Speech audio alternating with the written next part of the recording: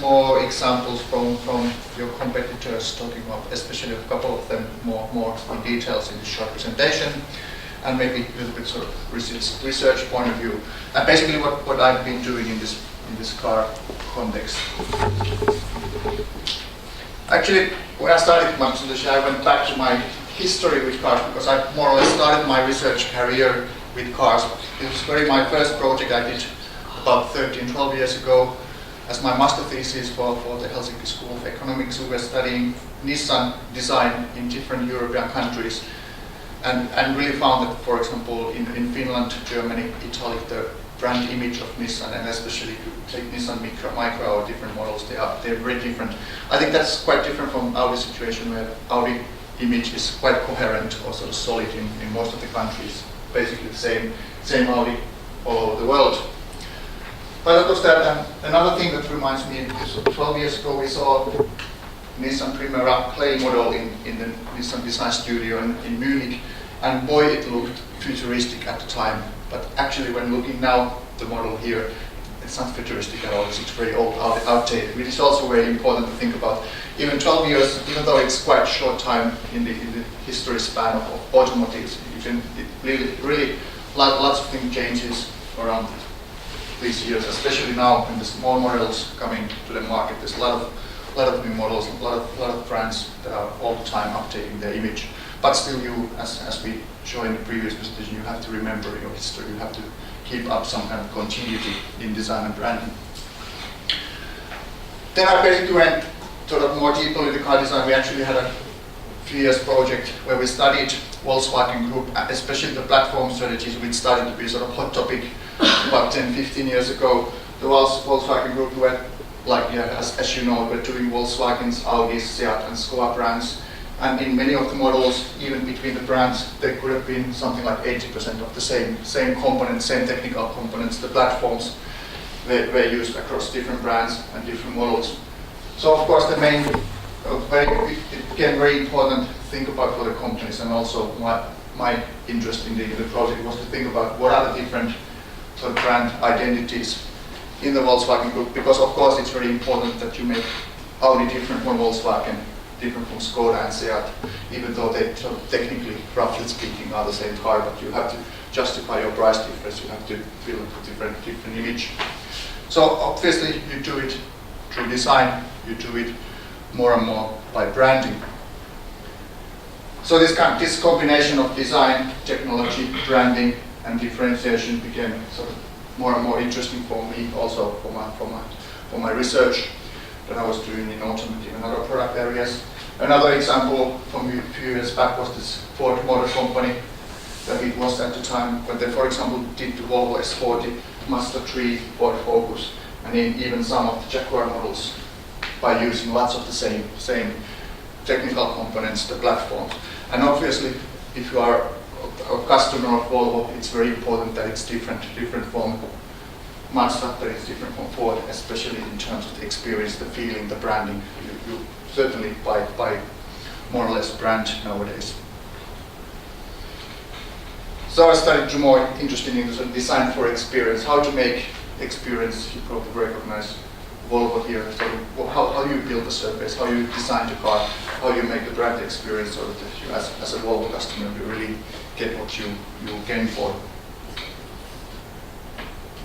So it was actually brought me to Sweden and started to dig more deeply into one of your Audi's competitors, Volvo, more in detail. And this was actually that I did my PhD doctoral research. It was the main case in my PhD. I was studying some Nokia mobile phones, obviously, here in Finland, but the Volvo was really the case. And it was quite interesting because Volvo has been doing quite a big strategy change in terms of their brand and design in the 90s. They really sort of shaped anew their brand identity in a way, but of course taking a lot of things from the past. So it was a very fruitful case to analyze more in detail, and it has been afterwards as well. And that sort of began, I started to get, of course, more interested in cars. Been writing quite a lot about different kind of brand point of view, how to get more deeply into visual and sort of components of the brands in different cases. We've done a lot of exercises with students, researchers, thinking about position of the brands, really talking about this kind of identities of different products, different brands, how they could be verbalized, what are the differences between competitors, using a lot of different visual and sort of verbal methods, trying to get sort of also beyond the words by using different visual metaphors in describing different brands, because then with pictures you get a lot of more into detail level, because the words are always very limited. Going through the history of different car brands, comparisons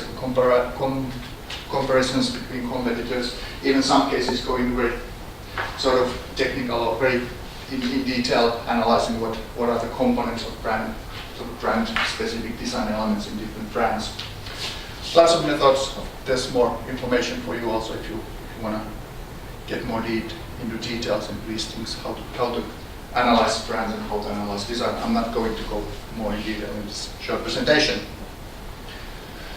But the basic interest, and yeah, one more, we're still also doing a lot of this kind of creative exercises, especially in Gothenburg, in automotive design engineering, in the Chalmers University of Technology, using different kind of metaphors. All of these are sort of car brands, but they are transformed to different kind of product areas. You can maybe recognize Jaguar, T-Polo, or you can recognize Citroën, MP3 player, or Skoda Racer, or Chrysler Calibration.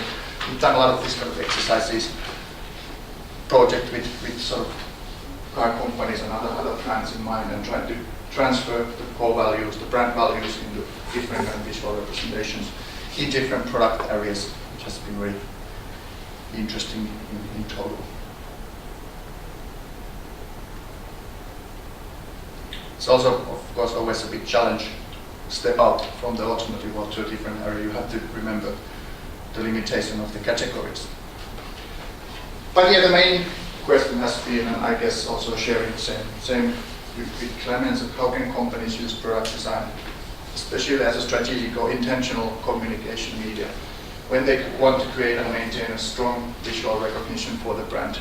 And of course we have to remember, I'm talking about the visual recognition, but of course the whole experience, the technical details, the performance and everything, they are to the whole totality of the Gestalt design of the car is what counts, obviously. And yeah, the same idea is that from some certain visual details you may recognize a car. By the way, anyone recognize this one? Yeah, maybe in this room it's sort of obvious. I've shown this picture for a lot of students over the years, and it's always usually half and half. Other half says it's Audi, another half says it's BMW. They don't make the difference, and they are very sure that this is surely a BMW, and the other half this is surely an Audi. There are some spare sort of other options as well, but those are usually the two. So maybe it's an interesting question why they also always the mix. Of course they are sort of close to each other.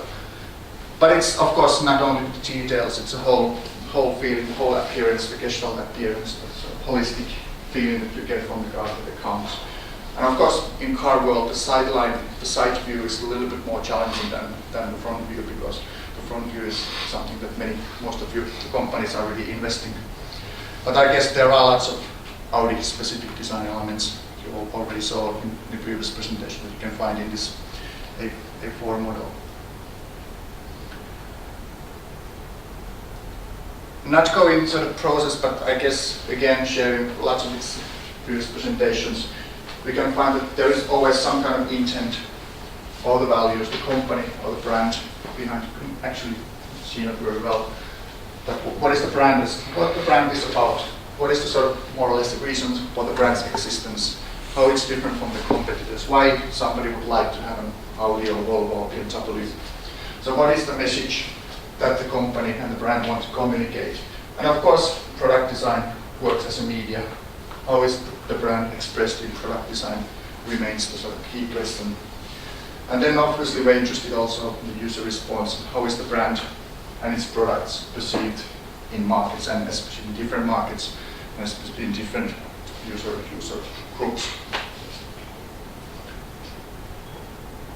And of course, as we again saw in the previous presentation, we're not talking about single product but it's more like the whole product portfolio management and how design is being used in order to convey these certain brand specific values in the visual representations. So what are design cues, or as many companies call signature elements, sort of signify the brand? What are the elements that the company could and should create and nurture? So what are the design features, design elements that makes Audi and Audi, Volvo and Volvo and so forth?